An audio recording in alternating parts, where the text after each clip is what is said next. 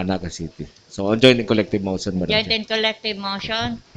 And this will not be the first and the last. I know kadakol pong mabisita pa sa Satuya. And we welcome, gusto may pong ipaabot through the to the media na welcome po ang gabos na mga sangguniang bayan, sangguniang panglunsod from other parts of the country. Thank you for the visit sangguniang bayan of Kabusaw. Next item.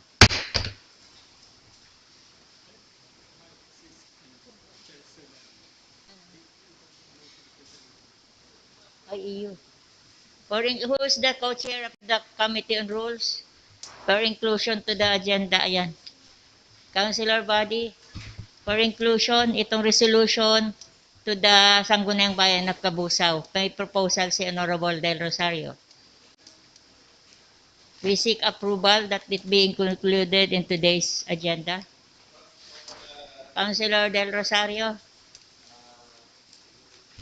Resolution expressing our sincere thanks and appreciation to the official dam of the municipality of Kabusaw, led by its Vice Mayor, for Aguilar. the learning visit to Naga City.